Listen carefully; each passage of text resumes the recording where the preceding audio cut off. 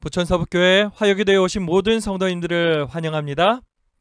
참미가 243장 주 하나님의 사랑은 함께 찬양하겠습니다.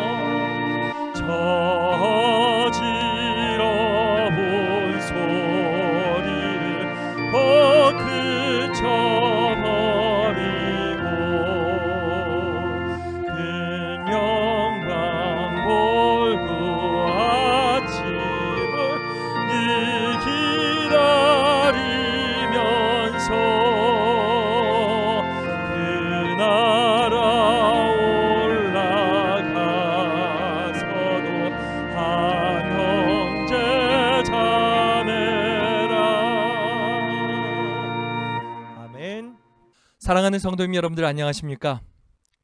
코로나19로 인해 거리두기가 4단계로 올라가게 되고 우리가 전면 비대면 예배로 전향하게 되었습니다. 그러고서 첫 화요기도회를 맡게 되었는데요.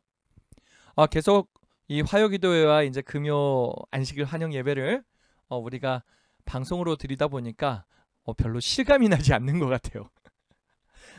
아마도 이번 안식일에 우리 성도님들이 교회에 오시지 못하고 집에서 이제 방송으로 예배를 드리는 때가 되면 그제서야 좀 실감하지 않을까라는 생각을 하게 되는데요. 실감은 나진 않지만 분명한 것은 지금 우리나라가 많이 위험한 상황이라는 것, 위기 가운데 있다는 것, 그래서 우리의 기도가 많이 필요하다는 것, 이것은 변치 않는 사실인 것 같습니다. 빨리 이 코로나19의 위기가 수습되었으면 좋겠어요. 그래서 우리가 함께 모여서 자유롭게 예배할 수 있는 시간이 속히 왔으면 좋겠습니다. 이를 위해서라도 우리가 먼저 믿을 수 있길 바랍니다. 하나님께서 이 모든 상황을 통제하시고 다스리고 계신다. 성도의 연합된 기도가 이 위기를 극복하는 최선의 길이다 라는 이 사실을요. 이 순간에도 애를 쓰고 있는 의사들, 간호사들, 방역 업무를 담당하는 모든 이들, 그들이 지치지 않고 소신을 가지고 끝까지 일할 수 있도록 기도의 지원을 아끼지 않으시길 바랍니다. 우리가 기도하면 이 모든 문제가 속히 해결될 것입니다. 주님이 다스리십니다. 자, 이제 오늘 함께 살필 말씀은요, 인류의 소망 제33장 내 형제는 누구인가 입니다. 예수께서 밤새워 기도하시고 종일토록 끊임없이 활동하신 여러 가지 소식을 들으면서 요셉의 아들들은 예수께서 하시는 사업에 대해 공감을 하지 않았다. 도리어 사탄의 능력을 빌어서 사귀를 내쫓는다는 바리새인의 비난을 들으면서 예수로 말미암아 저들에게 이른 비난을 뼈저리게 느꼈다. 그리고 예수께서 서기관들과 바리새인들을 책망하시는 소리를 듣고 이런 활동을 중지시키기 위해서 어머니의 협력을 받아 어머니와 함께 예수에게 나아갔다. 예수님은요, 구속 사업을 위해서 밤낮 기도하며 열심히 사역하셨습니다. 오는 그 아픈 이들을 다 치료해 주셨고요. 연약한 자들은 강하게 해주셨고요. 희망이 꺼져가는 자들은 소망을 주셨습니다. 많은 사람들이 감동을 받고 예수님을 따르는 상황이었어요. 하지만 이러한 예수님의 사역이 불편한 사람들이 있었습니다. 바로 서기관과 바리새인들입니다. 이들은 백성들에게서 영향력이 있는 사람들이었거든요. 예수님의 영향력이 점점점 커지니까 자신들이 비교가 되는 거예요. 그러니까 자신들의 영향력은 더 줄어가고 있는 것 같지요. 그러니까 예수님이 너무너무나 불편해요. 그렇다면 예수님이 자신들을 조금만 이렇게 인정해주고 대우하는 척만 해줘도 자신들의 위상이 조금 흔들리지 않고 유지는 될 텐데 라고 생각을 하는데, 예수님은 전혀 그렇게 하지 않습니다. 오히려 예수님한테 잘못 말했다가 질책을 당한 적이 한두 번이 아니죠. 그들이 안식이라는 부분에선 더 심각했었습니다. 그러다 보니까 이들은요, 예수님을 깎아내리고 싶어요. 뭐 정치계에서도 그런 일들 많이 있잖아요. 그래서 블랙 루머 안 좋은 소문을 내기 시작을 하는 거죠. 예수님이 저렇게 능력을 행사하시는 것은 누구로부터 온 능력이다? 사탄으로부터 그 능력을 받아가지고 이 일을 행하고 있는 거다. 그래서 귀신들도 내쫓고 있는 거다. 이런 소리를 해대고 있는 거죠. 자, 사회적으로 영향 있는 이 바리새인과 서기관들이 그 말을 하고 있는데요. 여기에 영향을 받은 사람들도 있을까요? 분명히 있었겠죠? 꽤 많은 사람들이 그러한 영향을 받았을 것입니다. 그리고 그들이 그렇게 말하는데 영향을 받은 사람 중에 누가 있었습니까? 오늘 이 본문 속에 이야기하고 있죠. 바로 예수님의 형제들이 있었다라는 것입니다.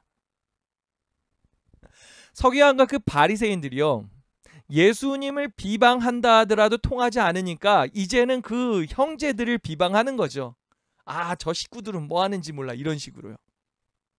그래 좀 말려봐라. 그러니까 이제 이들도 계속해서 심적 압박을 느끼다 못해가지고 저 예수님을 어떻게 해야 되겠다? 말려야 되겠다. 그래가지고 어머니한테 협력을 요청하고 어머니까지 모시고서 가가지고 예수님을 말리려고 하는 겁니다. 이러한 형제들의 모습을 보니까 참 마음이 아파요. 예수님의 형제라는 사람들이 예수님이 그 하시는 일을 지지해 주지는 못할 망정 이 복음 사업을 방해하려 하더니 안타깝죠? 오늘은요, 이 본문을 통해서 그 당시 예수님의 형제들의 영적인 상태에 대해서 알아볼 거예요. 그리고 진정한 그 예수님의 형제는 누구인가라는 것을 살필 겁니다. 또한 예수님께서 그의 형제들을 어떻게 돌보고 계시는가 역시도 생각해 보려고 합니다. 자, 첫 번째로 예수님께서 그의 혈육인 그 육신의 형제들에게 어려움을 당하셨다라는 내용으로 이야기를 좀 해보도록 하겠습니다.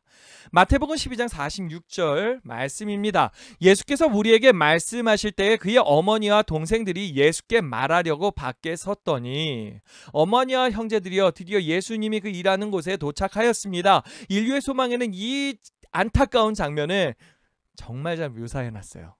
참 안타깝게요. 만일 육신의 형제들이 예수를 하늘에서 오신 자로 믿고 하나님의 사업을 하는 데 있어서 그와 협력하였더라면 그리스도께서는 그들에게 얼마나 든든함을 얻었을 것인가. 그들의 불신은 예수의 지상생애의 어두운 그림자를 드리웠다. 그것은 예수께서 우리를 위하여 마신 쓰디 쓴 질고의 잔의 일부였다. 예수님의 형제들은 예수님을 그 하늘에서 오신 분으로서 믿지 않았습니다. 그들이 하늘로서 오신 그 분을 인정하지 않고 있을 때 형제들이 그러고 있으니까 예수님이 얼마나 힘이 빠졌을까요? 거기다 지금 누구까지 모시고 왔습니까? 어머니까지 모시고 왔잖아요. 정말 예수님도 너무너무나 힘드셨습니다. 여기에 그들의 불신은 예수의 지상생애에 어두운 그림자를 드리웠다라고 하지요. 참, 예수님의 심장이 너무너무나 느껴집니다. 그런데요, 우리가 신앙을 할 때도 마찬가지입니다. 우리의 신앙을 가장 방해할 수 있는 사람, 가장 힘 빠지게 할 수 있는 사람 누굴까요? 가족이죠. 가족의 반대. 정말 힘이 들 겁니다. 힘이 들어요. 그죠? 저도 경험이 있습니다. 그냥 넘어가겠습니다. 예수의 형제들은 예수가 그들의 생각에 양보하기를 원하셨으나 이러한 행동은 당신의 거룩한 사명과는 전혀 조화가 되지 않을 것이었다. 그들은 예수가 저희의 권면을 필요로 한다고 생각하였다. 그들은 인간적인 관점에서 예수를 판단하고 만일 예수가 서기관과 바리새인들이 용납할 수 있는 것만을 말한다면 예수의 말씀으로 야기된 불쾌한 논쟁은 피할 수 있으리라고 생각하였다. 그들은 예수가 하늘의 권위를 주장하고 자신을 랍비들의 죄를 견책하는 자로 나서신 것은 분별 없는 처사였다고 생각하였다. 형제들은요, 예수님이 현명하지 못했다라고 생각을 하고 있다는 겁니다. 정말 인간적인 관점에서 그냥 예수님을 판단해 버렸죠. 그래서 예수님이 자신들의 충고를 들으면, 권고를 들으면 훨씬 나아질 수 있다라고 생각을 해버리는 것입니다. 우리가 그 신앙하지 않는 그 가족들이 있을 때, 그 신앙하지 않는 가족들이 우리의 신앙하는 모습을 보고 함부로 판단을 하고서 또 충고해오는 경우도 있지 않습니까? 너무너무나 비슷해 보이는 모습이지요. 참, 인간적인 관점에서 판단할 수밖에 없는 이유, 그것은 한 가지입니다. 예수님이 하늘로부터 오신 분이라는 것을 믿지 못하기 때문인 것이지요. 그들의 짧은 측량줄로는 예수님께서 성취하시기 위하여 오신 사명을 측정할 수 없었다. 그러므로 시험당하시는 예수를 동정할 수가 없었다. 그들의 거칠고 인식 부족한 말은 그들이 예수의 신분에 대한 참된 인식을 갖고 있지 못했다는 증거이며 신성이 인성과 혼합되었다는 것을 식별하지 못한 증거였다. 그들은 예수께서 자주 슬픔에 차 있는 것을 보았으나 그를 위로하기는커녕 저들의 생각과 말로 예수의 마음을 상하게 할 뿐이었다. 예수의 민감하신 성정은 괴로움을 당하였고 동기는 오해를 받았으며 사업은 이해받지 못하였다. 예수님이 하늘에서 오신 분임을 믿지 못하였기 때문에 그 예수님을 인간적으로 판단해버렸던 그들은 당연히 예수님의 사명을 이해한다는 것은 더더욱 불가능한 일이었습니다. 이들에게 예수님은 굉장히 독특한 사람 또는 정신적으로 조금 부족한 사람으로 보였을지도 모릅니다. 그러한 상태에서 그들이 예수님께 어떠한 말을 하였겠습니까? 예수님이 정말 불편할 수밖에 없는 그런 말들을 너무 쉽게 꺼냄으로 말미암아 예수님의 마음을 상하게 만들었겠지요. 여기 보면 예수님의 그 민감하신 성정은 괴로움을 당하였다. 동기는 오해를 받았으며 사업은 이해받지 못하였다. 참, 이런 상황을 겪어보신 분들은 알 겁니다. 얼마나 속이 터지는지요. 설명해도 말을 들어줄 생각조차도 없는 그들을 앞에 놓고서 무슨 이야기를 하겠습니까? 가정에서의 몰이해로 너무 괴로우셔서, 몰이해라는 말이 들어있는데요, 너무너무 이해를 못해주는 그들 얼마나 괴로우셨을까요? 그리스도께서는 그런 오해가 없는 곳으로 가셔서 위안을 얻으셨다. 그리스도께서 즐겨 찾아가신 한 가정이 있었는데 그 가정은 나사로와 마리아와 마르다의 집이었다. 믿음과 사랑의 분위기 속에서 예수의 마음은 평안함을 얻으셨다. 그러나 예수의 거룩한 사명을 이해하고 인류를 위하여 지신 짐을 알 수 있는 사람은 세상에 한 사람도 없었다. 그는 종종 홀로 계셔서 하늘 아버지와 교통하실 때에만 위안을 찾으실 수 있었다. 예수님도요, 그 가족들에게 이해받지 못했을 때 너무너무나 마음이 아프셨습니다. 예수님은 일부러 그러한 오해가 없는 가정을 찾아가셨다고 하죠. 그게 바로 나사로와 마리아와 마르다의 집이었다라고 합니다. 그들은 예수님이 하시는 말씀에 귀를 기울였고요. 예수님의 그 말씀을 듣고서 공감을 했습니다. 그리고 소망을 가졌던 사람들입니다. 여러분들, 예수님께서요, 이 세상이 지금 막 흘러가는 그 방향으로 가면 그 모습을 보면서 마음이 많이 아프실 때 많을 것 같아요. 그렇지 않습니까? 계속해서 하나님을 믿지 않는 사람들이 함부로 말하는 거 예수님 다 들으십니다. 그것 때문에 또 마음 아프실 수 있어요. 그런데 예수님 힘이 나시는 이유, 누구 때문이게요? 바로 예수 그리스도를 믿고서 예수님을 그 말씀을 열심히 따르는 여러분이 있기 때문입니다.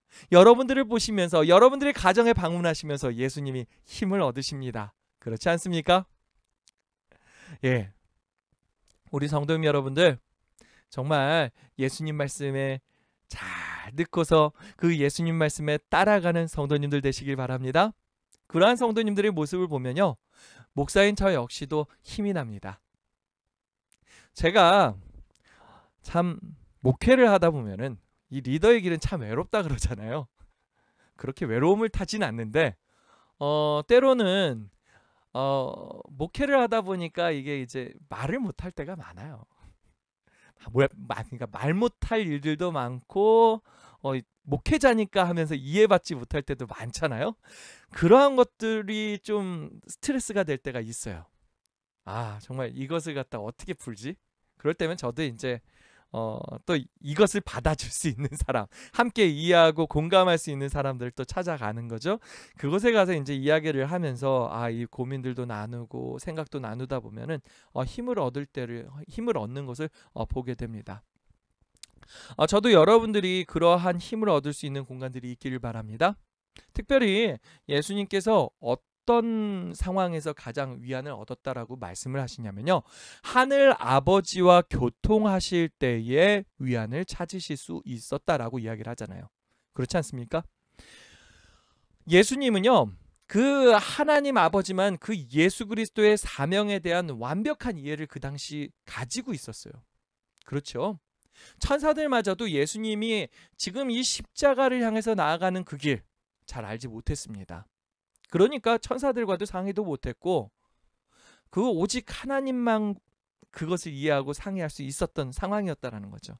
그랬을 때 예수님도 위안을 많이 얻으셨습니다. 그래서 하늘 아버지가 그 교통하심이 최고의 위안이었다라는 거죠. 예, 우리 역시 최고의 위안을 얻는 순간이 바로 이러한 순간이 되었으면 좋겠습니다. 하나님 아버지께서 우리를 너무 사랑하시고 우리를 구원하시고 싶으시고 그래서 우리에게 해주시고 싶으신 말씀도 많고 우리와 친숙하기를 원하시고 그런다는 것을 분명히 이해하고요.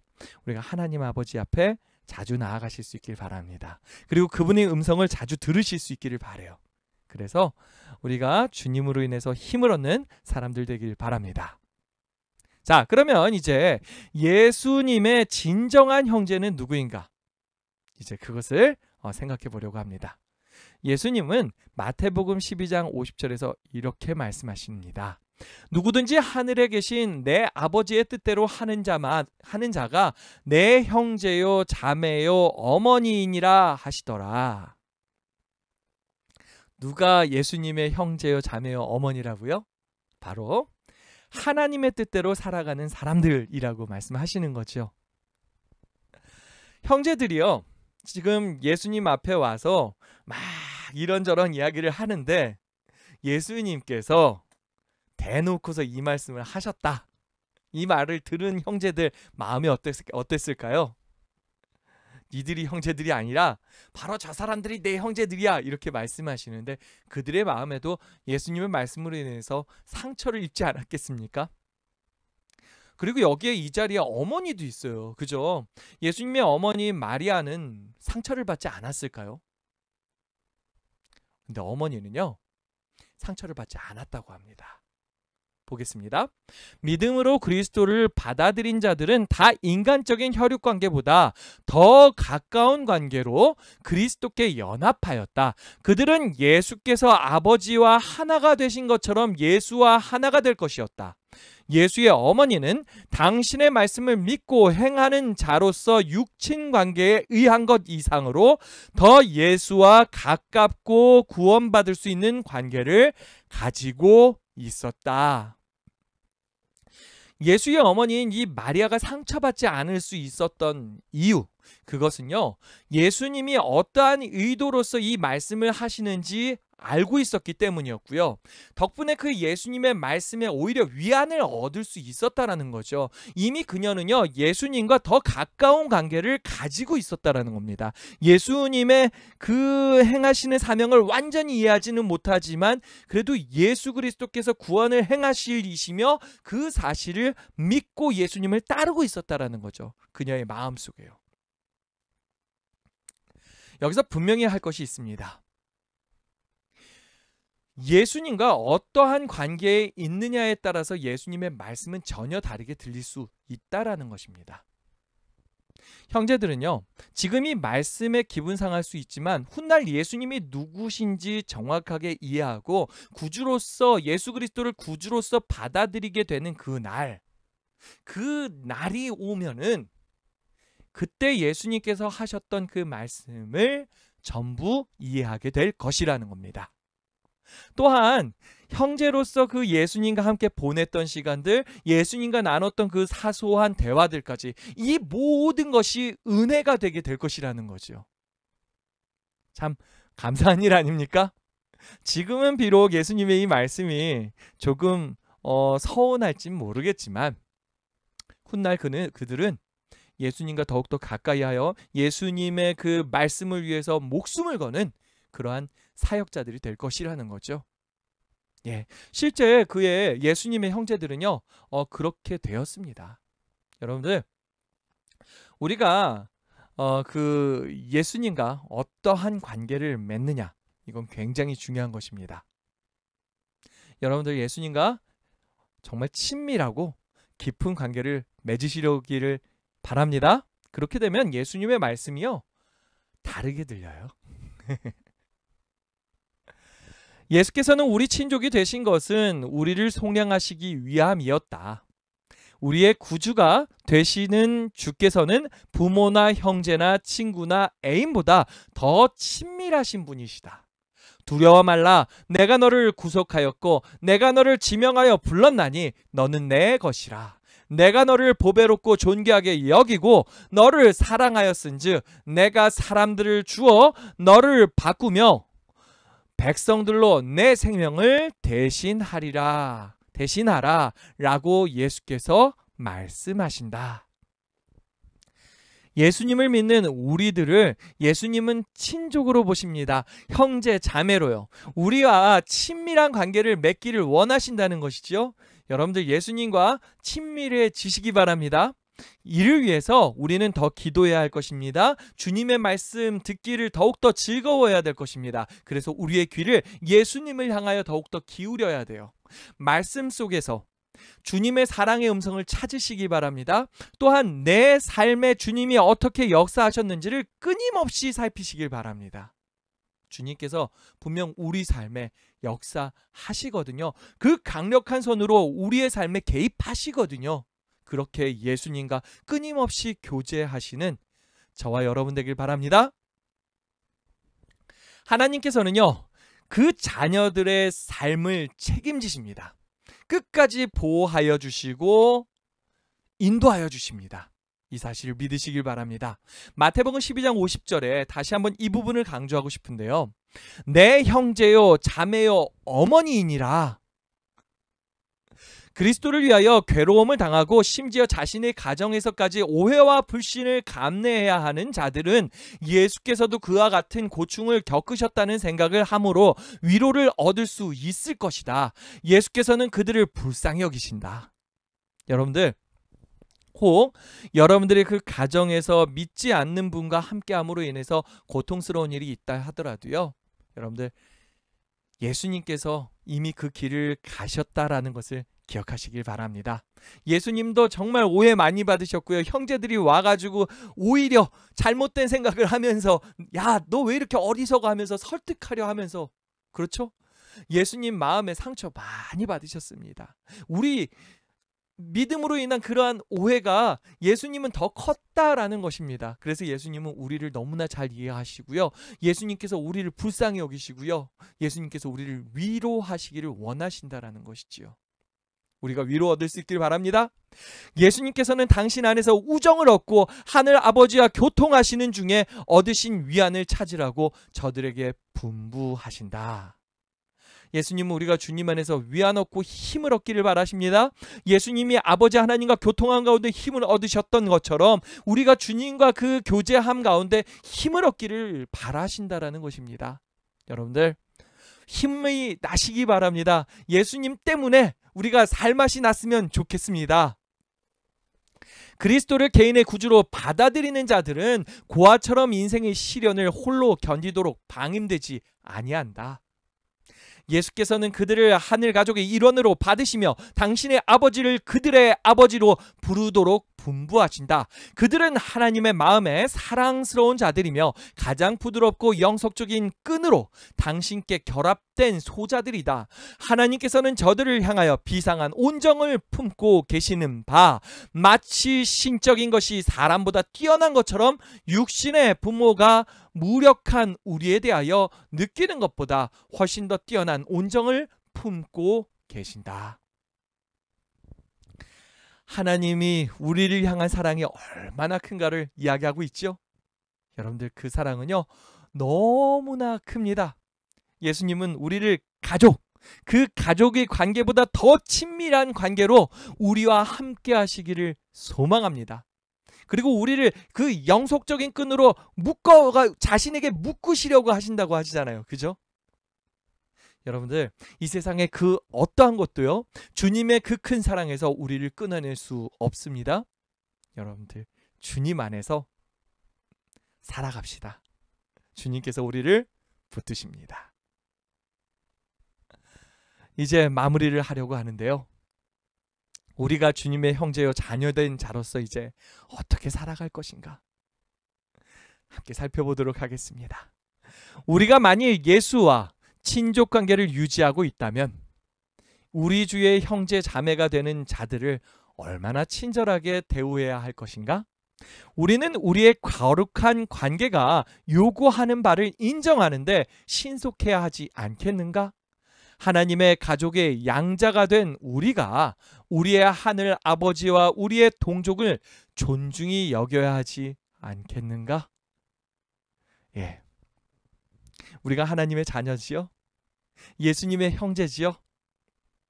우리가 다른 성도들을 볼 때 그러한 눈으로 또한 볼 수 있기를 바랍니다. 아, 저 사람이 바로 예수 그리스도의 형제야, 자매야. 그들의 생각이 우리의 생각과 좀 다를 수 있어요. 성격이 좀 맞지 않을 수 있어요. 하지만 그 앞에다가 꼭 생각해야 되는 게 바로 이 부분이에요.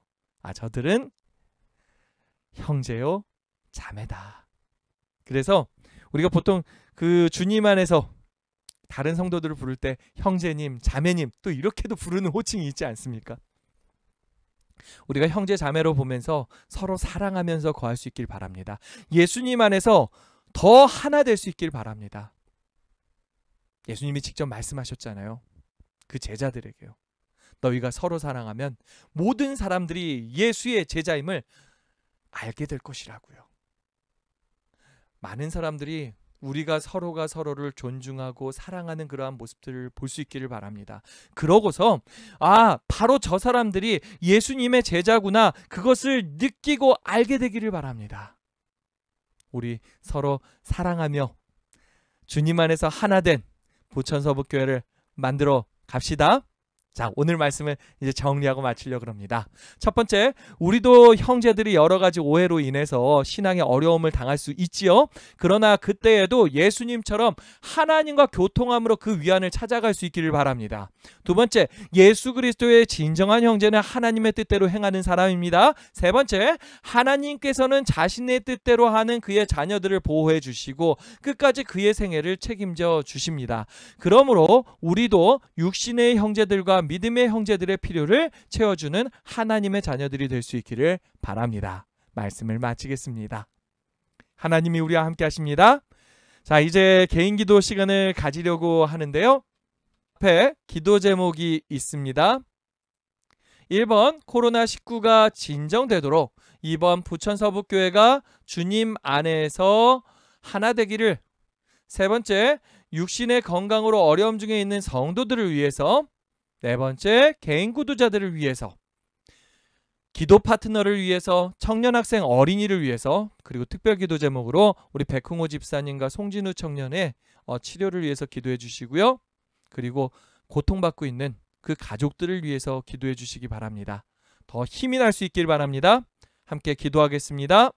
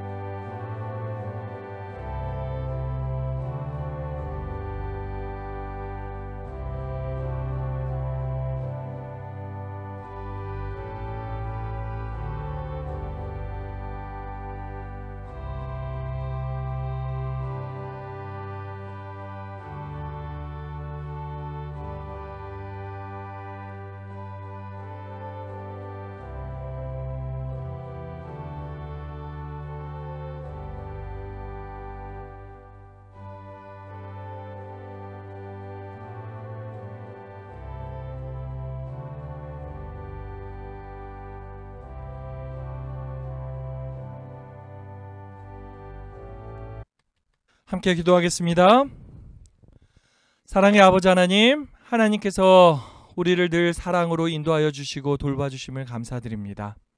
지금 코로나19의 어려움 가운데서도 우리가 주님 안에서 돌봄받기를 원합니다. 우리 성도님들이 있는 곳에서 함께하여 주시고 잘 돌봐주시며 주님께서 그 건강을 지켜주시옵소서.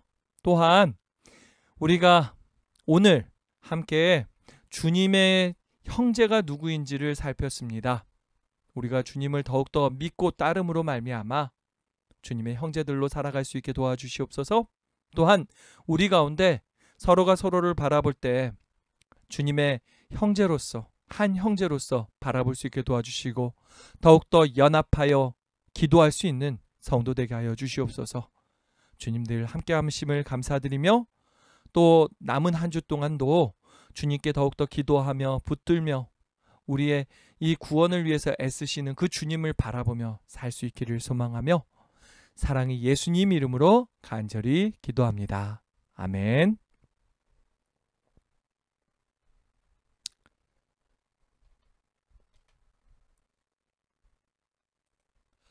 예배가 마쳤습니다. 우리 성도님 여러분들 한 주간 평안하시고요. 금요일 날 또 교각 공부 있으니까요.